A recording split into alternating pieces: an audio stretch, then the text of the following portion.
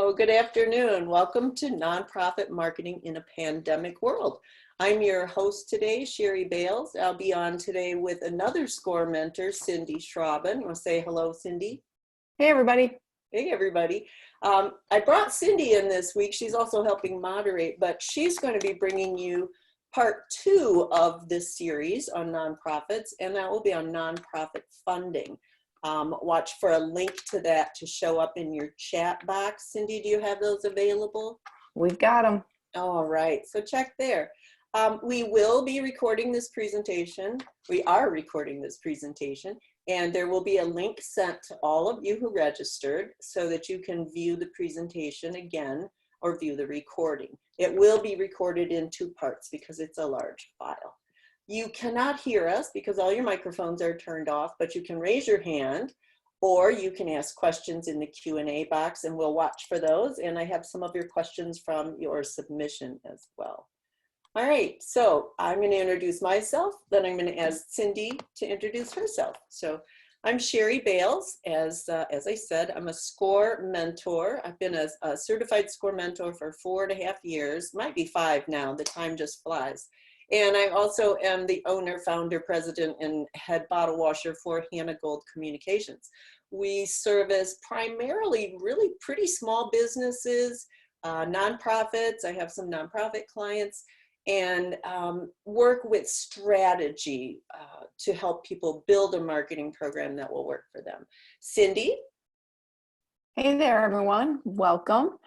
I am Cindy Schraben, and I am actually a former nonprofit marketing person, and also with for-profits and educational institutions. I am now the owner of Great Gus Marketing, and we're a marketing agency serving local clients. Basically, strategy is our key focus. We work well together. That's right. You know, I've learned over the years that if you don't have strategy, you can do anything you want, and it's just not going to work as well. Or you're not going to know if it works. And that's right. You've got to know where you're going and how to evaluate when you get there. Great. Thank you, Cindy. Cindy also is a certified SCORE mentor. She's just recently joined the ranks. And I would encourage any of our listeners who are small business owners, you have a lot to offer people just starting out. And if you're interested in being a SCORE mentor, you can go to score.org and click on Be a Mentor or Find a Mentor or Volunteer. So there's lots of opportunities. All right, so let's get down to it. Today we're going to talk about marketing for nonprofits. And while a lot of what I talk about will use the word nonprofit and donor, keep in mind, those of you that are on this call that also are small business owners with products or services, the same strategies and techniques are going to apply. And so I'll try to pepper this in with a few examples for for-profits as well. I don't want to forget about you. So what we're going to cover today is defining a marketing goal. And without a goal or a strategy, as Cindy said, you're really not going anywhere. Number 2 on my big list of strategy is who's your target audience.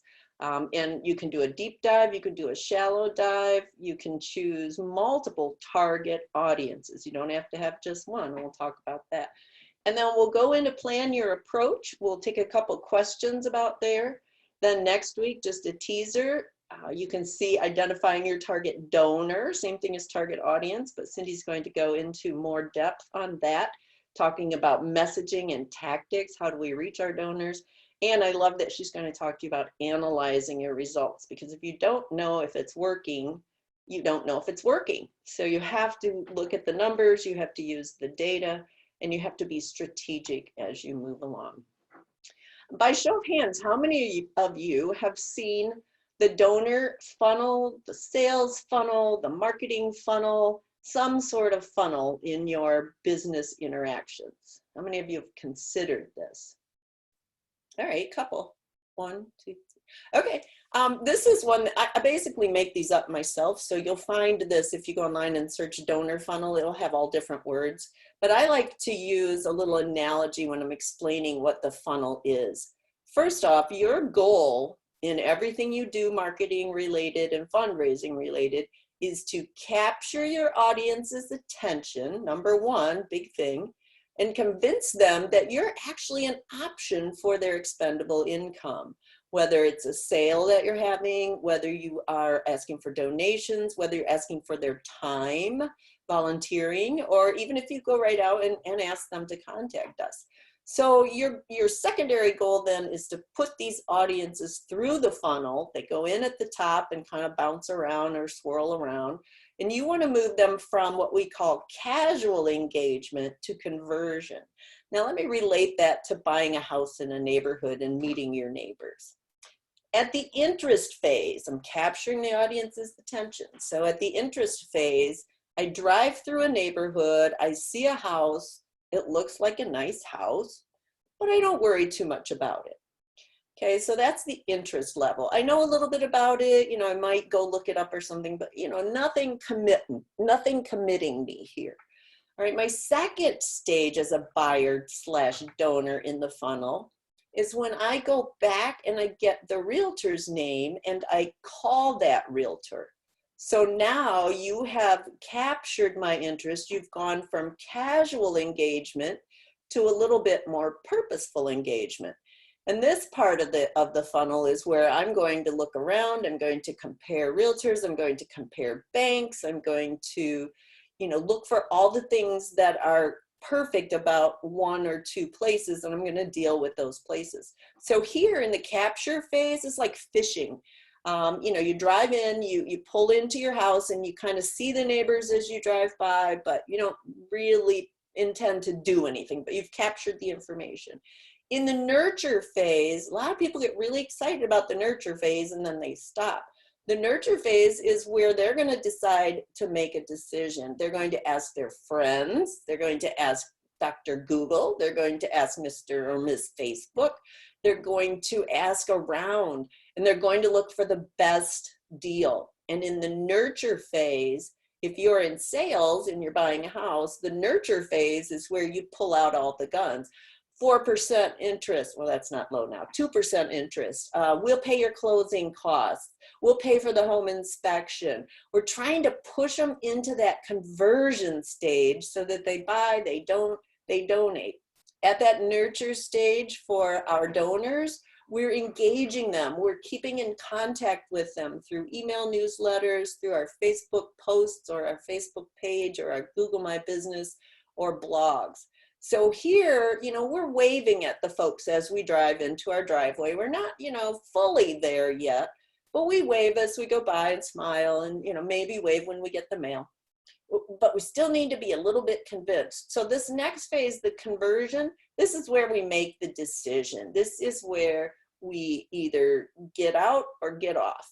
Or get on or get off. At this point in the neighborhood analogy, you talk over the fence, you might even sit on each other's front porch, okay? Keep in mind we're on the front porch in engagement now. We're beyond casual, we're looking at purposeful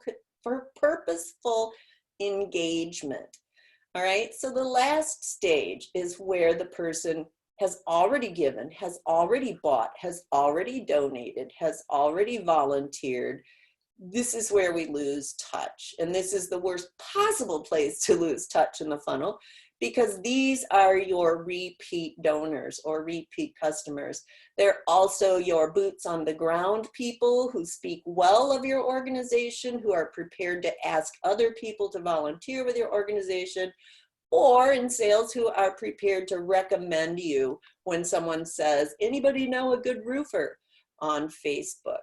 We lose touch with them here, but these people in the new house analogy. You got the house, you waved across the fence, you've talked on the front porch. These people are your backyard friends. These are the people you want to send special announcements to, that you want to offer. I don't like pre-sale anything or pre-anything, but that you want to offer maybe an early registration for a really popular event, that you want to notify when you receive an award or a donation, that you want to publicize in your own marketing, annual reports, Facebook posts, that you can say a big public thank you. And that's a great way to go to keep those advocates engaged. Cindy, what do you think? of the donor fundraising funnel. She's going to work more from an actual donation funnel, but. Well, I think you need to remember that with nonprofits, you're not just raising money, you're raising advocates, as you point out here.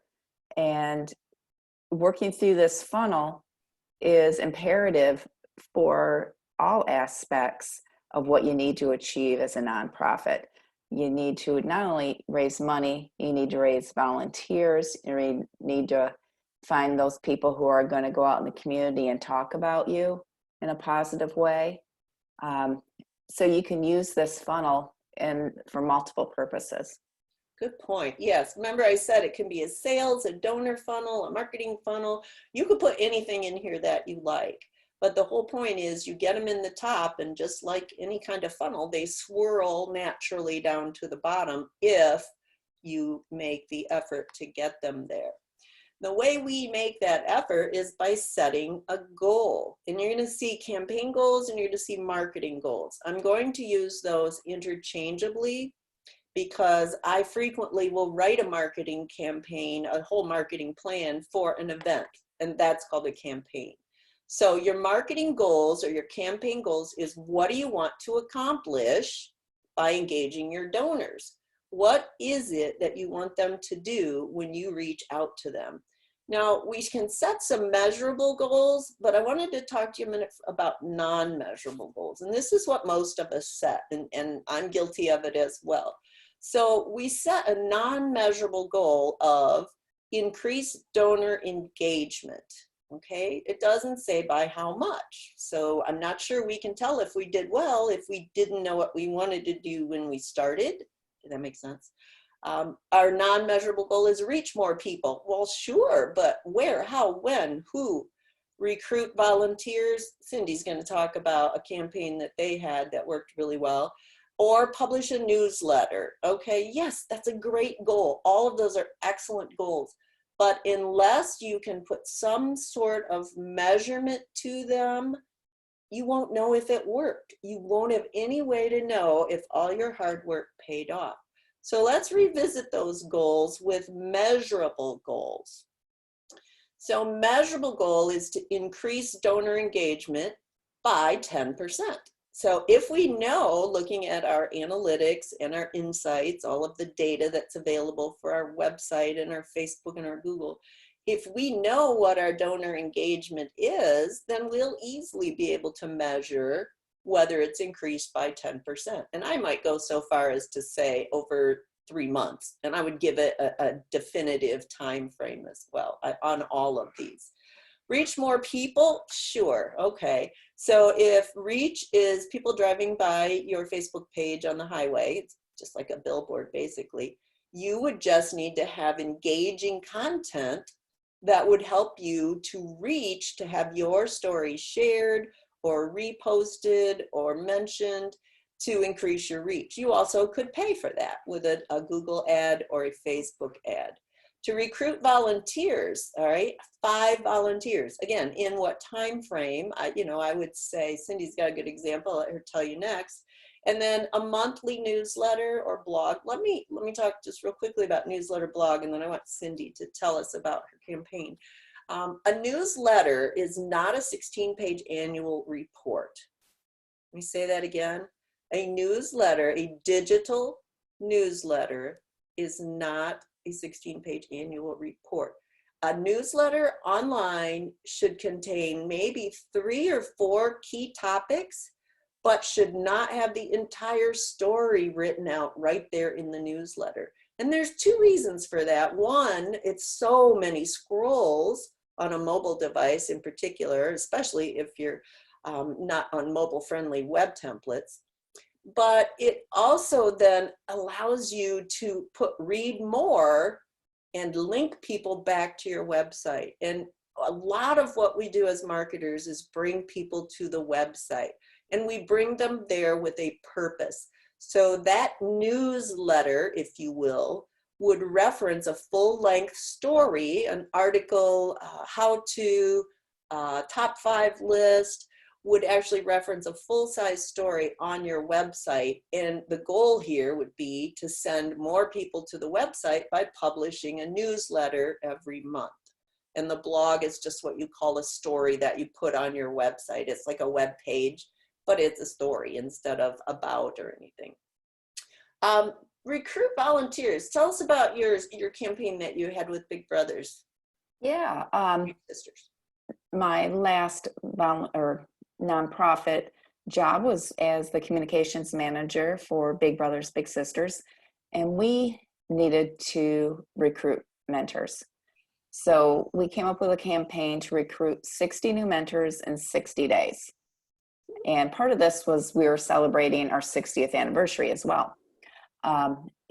So we came together with those people who were already involved with the agency, those advocates that you saw on the bottom of the funnel.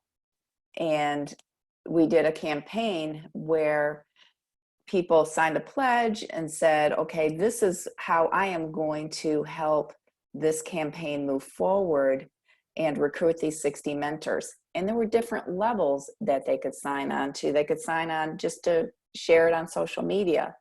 They could sign on to say, I am going to talk to X number of people about this.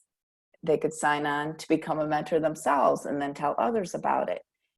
And we had a kickoff event, which was an exclusive event just for these advocates who also brought people with them, who then turned around and signed on to become advocates themselves. And we showed these people with their photos, with their signed pledges, pictures of them on our social media throughout the campaign, tagged these people in their businesses, who then shared it. And so it got a lot of screen time on social media and on our website. And the result of it is that we were able to recruit those 60 mentors well within 60 days. So it was highly successful. Nice. Yeah. So measurement, 60, 60, 60, and then you probably know how many emails you plan to send out to people to remind them, and all of that is just written out when you write that marketing plan for that particular campaign goal. Absolutely. All the tactics, everything we were going to do is in there. We're hoping, yeah. We may have to pivot in midstream, but that's okay. That's true. That always happens. You need to remain flexible. Okay. So here's a campaign on the right here. Austin for the Greater Austin United Way for Greater Austin, which is why I wrote it down.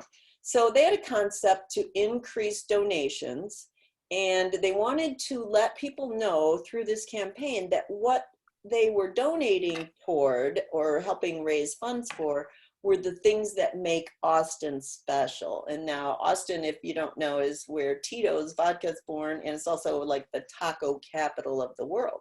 So they started this campaign, and you guessed it, people would take these flyers and for $5 or $10 or whatever, and they would write their comment for what makes Austin great. So here's one: helping our most vulnerable kids makes Austin greater.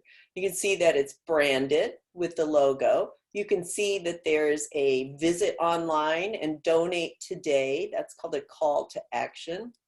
And the goal was to increase giving by 10% and to let people know their money was local. That's an example. I'll show you a little bit more about that in a second. But let's talk a little bit more about defining your campaign goals. And this Cindy and I got together and we thought this would be a great little piece of homework, especially if you're coming to next week's nonprofit fundraising in a pandemic world.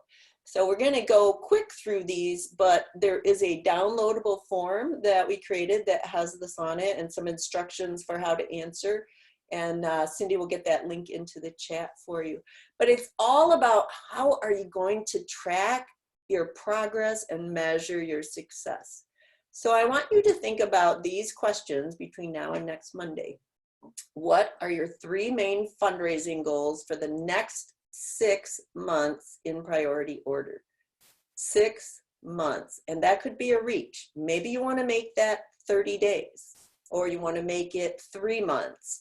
Whatever it is, figure out what 3 things And if you're in for-profit, figure out what 3 things your business is going to want to do to move ahead for the next X period of months. And like I said, you can make it 3, you can make it 6.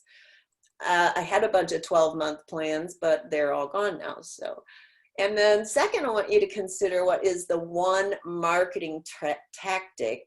And Cindy mentioned tactics. I'll explain what that means in just a second. But what's the one marketing tactic that contributes most to meeting your fundraising/sales goals? So if you ran an ad on Google and you got 47 calls from that ad, and Google will tell you that you got those 47 calls, and that was the most calls or the most clicks or the most referrals that your business got, that probably will contribute the most. So you can take that data of 47 calls in a month from Google, which I think is a pretty good number for about any business, and you can say, okay, that worked for us. Let's do more of that. But you might also be doing some things that really you don't need to be doing. I see a lot of businesses and nonprofit organizations who feel the need to have a presence on every single social channel out there, all right? So is your marketing tactic social media? Is it print? Is it advertising on radio, television, your local outdoor billboard company and your local radio and TV stations do have a certain percentage of airtime and print space allocated that they must donate back to nonprofit. So there's some other tactics. Maybe you do a direct mail appeal. Those still have really good return from what I'm reading. But what is it? Is it email? Is it Google? Is it Facebook?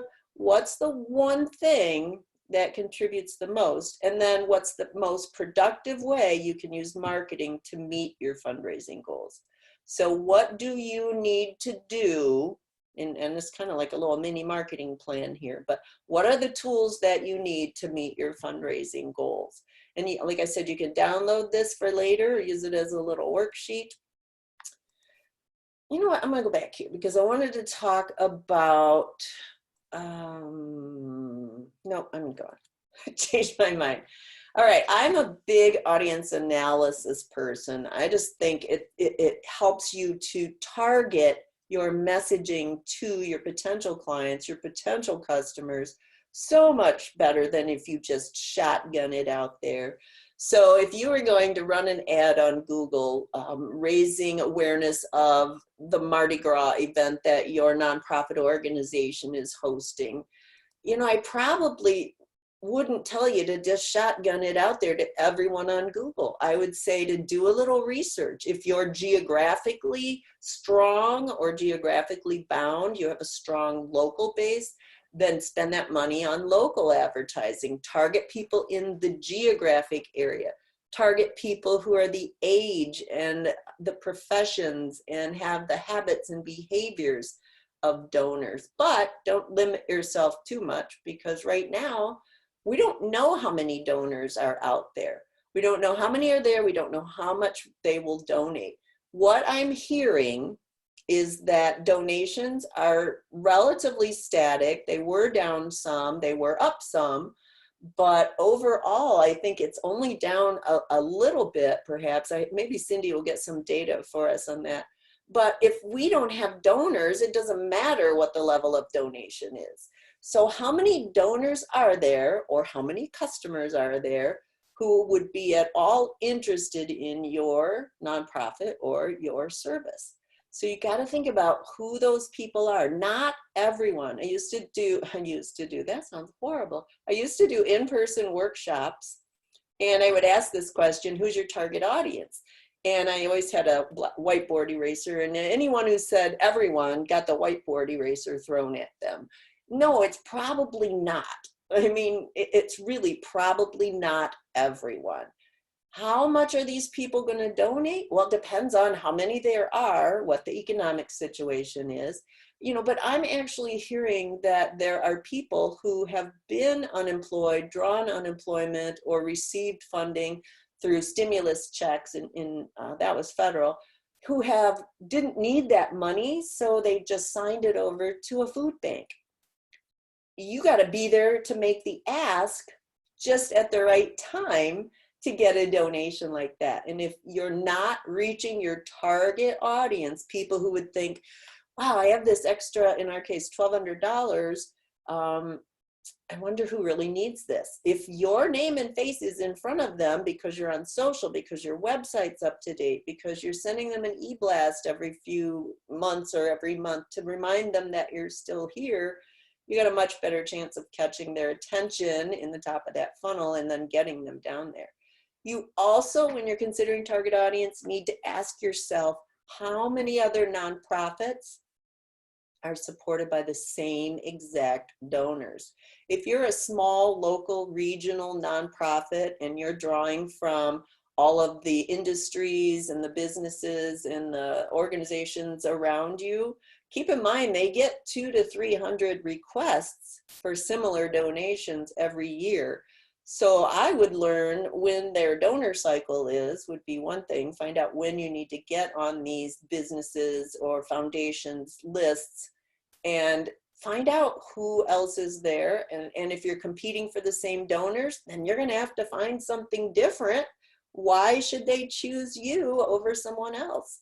And I'm also, when I'm looking at target audiences, I also want to remind you that your staff, your vendors, your friends, your family, your LinkedIn people, your Facebook pals, those are all people that you can get in front of, but they're still going to want to know what's so special about you. And I talk about special sauce as a competitive advantage. And John Schmidt at the SBDC came up with the special sauce, I think. Kudos to him for that. Your competitive advantage is what makes you so different from everyone else that I should give you my money. That's the bottom line. And I'll give you a good example. I had a client who was in lawn care and landscaping. And, not the most exciting stuff to market, but we were in the discovery session and I'm trying to find his competitive advantage. What do you do that's different? And he can't come up with anything. And we're about an hour and a half into this and he goes, oh, he says, I use all solar powered electric equipment, face plant. Yes, that's a competitive advantage. That is something not many people are using. We can go with that. And then he says, well, I also use all organic processes on your lawn and garden. I went, oh my, this is going to be fun. And so he had a really, really great year because he really pushed those competitive advantages. He made a goal. He set a goal. He said, we're going to advertise this. We're going to market this. We're going to talk about this at this particular time of the year. And then at the end of the year, we're going to talk about this. We're going to talk about this. We're going to talk about this. And it just really worked for him because he was able to then target people, pardon the expression, who were tree huggers. He was able to look for people who were considerate of the environment and their neighbors because of lawn mowing equipment, and save the environment. And people who were interested in that might, in fact, be willing to pay a little more. Turns out they were. So when you're looking at how to get your audience engaged, try to figure out what you've got that no one else has. Puppies and kittens and clean up the water in the riverbanks. Everybody's kind of doing that. Do you have something different, or can you put a different twist on it? I'm going to show you something. I think it's in part 2 of this one that talks about a really cool campaign where they were very creative. But bottom line, target audience, you have to remember that donor acquisition is a marathon and not a sprint. You cannot, and neither is sales. We're doing our research, we're asking other people, we're not making a lot of snap buying decisions for larger products. We're doing the same research with our donations, with our philanthropic activities. So think about it. Who are your top 3 audiences? Perhaps they're donors from 2013 that you haven't spoken to or heard from.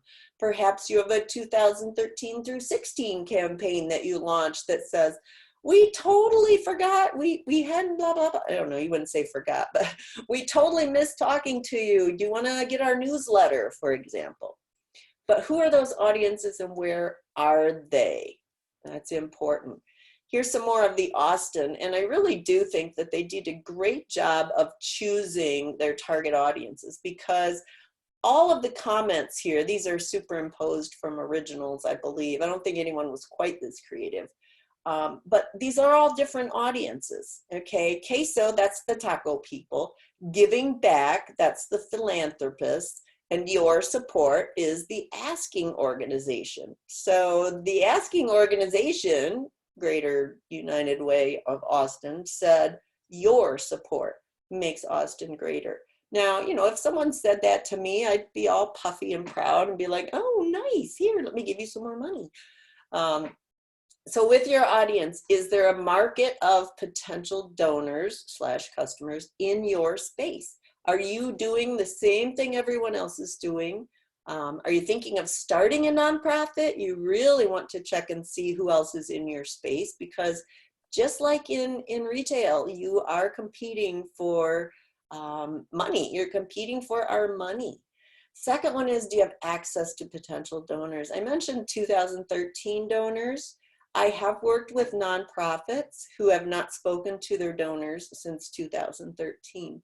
You know, and it's kind of sad, but when I ask them, okay, moving forward, how many people do you have emails for that we can get on a distribution list for an e-blast or remarketing after they visited the website?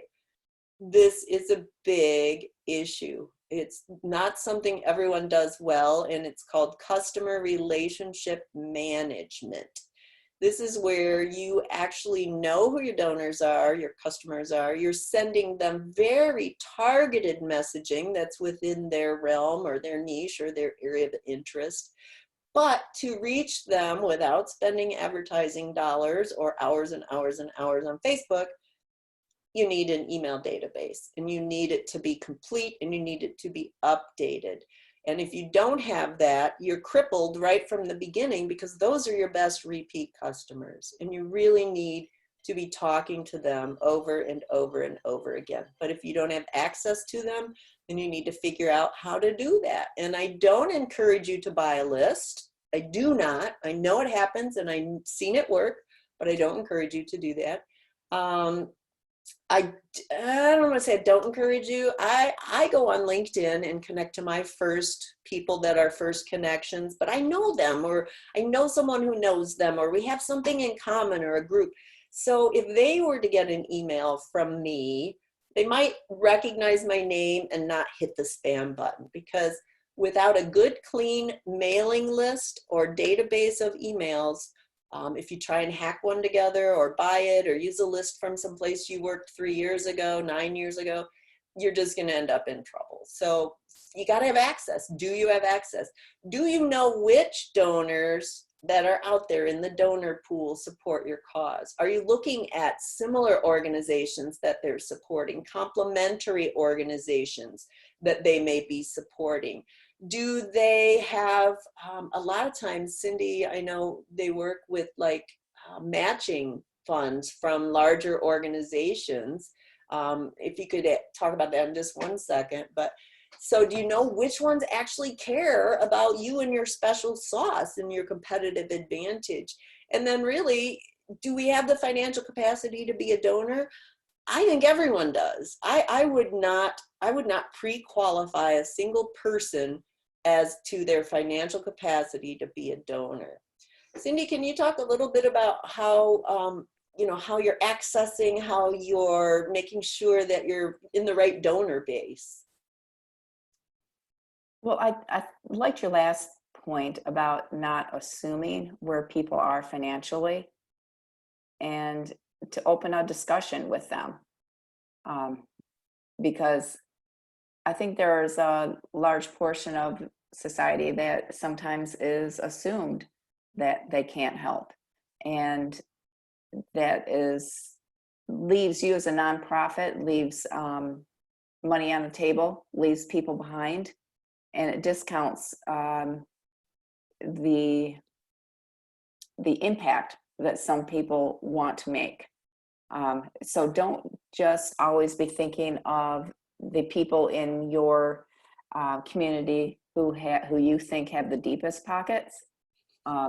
Remember the millionaire next door. There are people out there that have money that don't flaunt it. So you need to work on finding these people. But if you don't ask, they can't give. You're not going to get. Absolutely. Oops, sorry. Go ahead. No, go right ahead. Okay. So quickly, another target market. They're targeting their messages to the audience.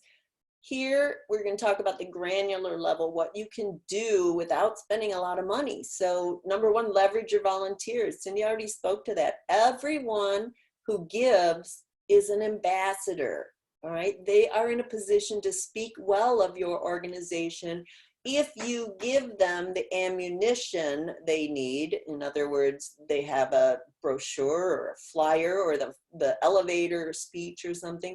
But everyone in your organization can be an ambassador. And secondaries too. I know Cindy used to volunteer and her boys would come and volunteer and they became ambassadors and shared that out to their friends. So make sure your board is advocating. I run into a lot of nonprofits with what I like to call sitting duck boards. Meaning you could just make cutouts of ducks and put them in the chairs, and as long as the duck could vote, you'd be okay. You want to recruit board members who want to do, not just for, again, deep pockets. Yeah, that's nice if they can work with you, for you, help you, and support you financially. But some of those people, I couldn't contribute financially to an organization, but I joined SCORE, which is a nonprofit, and I volunteer. So I'm giving back. And now that I'm on the board for SCORE, I'm now an advocate and I'm always talking about it. And I tell folks, I'm also the marketing chair for the local chapter, and I tell people what to talk about when they're trying to recruit volunteers or other board members. And it's tough because a lot of our board members, especially in SCORE, the majority of our mentors still work. So we're not just old white guys in suits. And that leads me to the next point, which is, are you looking at the next generation? When I was at Western Michigan in their College of Arts and Sciences marketing, we did a campaign for young alumni, and we did 1,000 at 1,000 when we remodeled the School of Communication at Western. And 1,000 people got, or our board members reached 1,000 people who each donated $1,000 each, and then they got a big plaque on the wall in the center. But those were young professionals. Those weren't 35 and up. Those were 25 to 30 to 35 maybe. And so getting those young people involved, getting them used to giving and supporting your organization can very well lead to future involvement by those kids. I'm so old. By those young adults. And so I wouldn't discount that group. I really wouldn't. Plus they've got a lot of energy and they're learning things, and they a lot of times can walk you through web stuff and social stuff. Don't discount them. And then finally, maximizing your corporate partnerships. I know that around here there are 3 or 4 large industries that have matching grants for their employees who volunteer for nonprofit organizations. And it's usually a one-to-one. And then often that donor actually has to contribute some physical time to the organization in order to qualify for the matching grant. But they might not know they have it. So look around at your corporations. Who's employed where? Let's ask our donors, hey, where do you work? Do you have a matching grant? We might not be doing that. And you can see here, they did that. Samsung joined in, and they got looks like a lot of their employees and their friends to fill out these pages. And that was just, to me, a great idea for partnership. Cindy, anything on partnering or corporate partners? One thing I wanted to go back to with cultivating the next generation. Oh. A lot of people kind of discount that group because they can't donate as much money. But one thing you need to remember is you are cultivating a long-term relationship. If you can bring young people in to volunteer, And then eventually they can start, as they are more invested in your organization, then they can start donating small amounts. And then as they become even more invested, they become maybe join the board. And then as they have more disposable income, they then now can step up their donation. So it's all about long-term relations with your donors and cultivating those relationships, and all along making them understand that they are appreciated. I agree 100%. Don't give up on that young professionals group. Takeaway for the United Way. Whew. Now they had a budget, I understand, but this formula, this strategy, this using the data works at any level. You can advertise on Facebook for as little as $50. Well, you can do it for 20. I've done event promotions for $20, for example, for SCORE. You could spend 100 on Google, and important to you to know is the way Google ads work is you don't just pay every day no matter what happens out there. You have some sort of an action that you want them to take. Click a button, read more, donate now, call us, get directions. Google only charges you when someone clicks on that budget. So if you think a $10 a day budget, which is about average for most of my clients, it's not real competitive in those markets. $10 a day budget, you may only spend not 300 a month, you may only spend like 2 or 220. So you don't have to allocate a lot of money to get results. But obviously inviting others to participate in the brand campaign, boots on the ground, people out there talking about you and for you and recruiting for you. They make you feel special. And this is a good example of that, because you asked me, what do I like about Austin? And I like waffles, and it's down there on the bottom. I could have written that one, but you asked me and you made me feel special. And the best campaigns are ones that make donors feel like, I can really do this and I can make a difference. And the best campaign for sales is, I really need this because it solves a problem that I have. So find a problem, solve the problem. Same thing with your nonprofit. Find a problem, find a solution. And creativity goes a long, long way. As you've seen, we don't have to have, the basic gala event. We can't. We just can't. And actually, I'm going to quick touch on these, and then I'm going to stop and take a question, and then we're going to finish up this segment. So 1,200% increase in online donations. If you don't have an online donation platform by 7 months into coronavirus, you should hire a web designer who can make you one. You just can't rely on the mail right now. You need to have an online platform. Increased employee giving. What? We asked our employees and our staff? Well, yes, they're already vested, but have you asked them lately? Increasing people talking on Facebook. We love that. And that's through tagging and liking and sharing and commenting and maybe a little bit of ad money.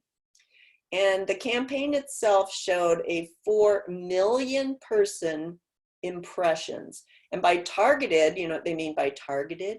That means they chose their audience members very carefully to present this campaign to. And they put they put their message in front of those people with a purposeful strategy.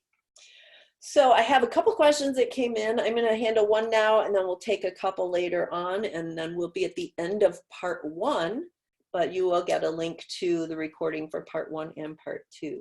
Cindy, I think you and I talked about this, the pros and cons of silent auctions as fundraisers. Sure. I've been involved with some silent auctions at events, and now I think you can move them online.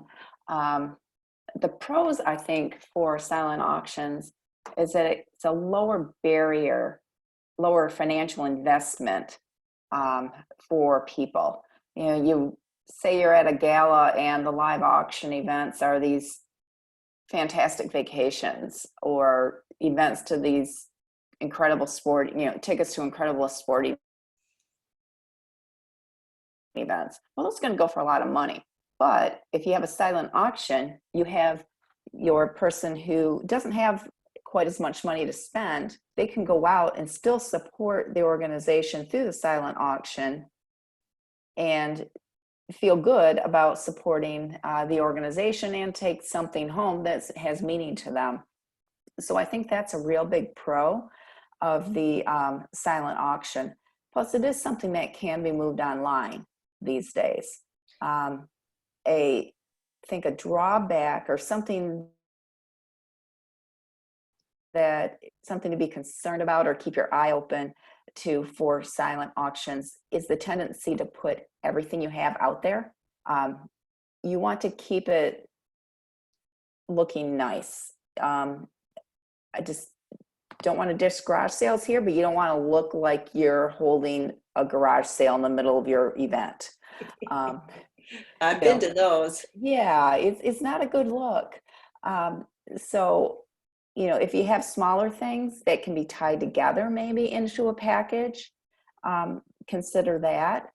But just remember the theme that you're going with your event and make sure that you're presenting a good look. And the other thing that I think you need to be concerned about is make sure you have the financial aspects of your silent auction in order before you jump in. Got it. Any last words do you want to say here? I think we're going to be at an end for part 1. Part 2 is going to carry on with some more marketing stuff. And I think we're actually going to talk about the approach. And then next week, next Monday, Cindy's going to be bringing back fundraising, nonprofit fundraising during pandemic times. And so you will get or have maybe already received an invitation to that event in your SCORE email. I'd like to mention SCORE again. Thank you for hosting us. It's a great organization to be a part of. If you want to be a mentor, we'd love to have you or talk to you.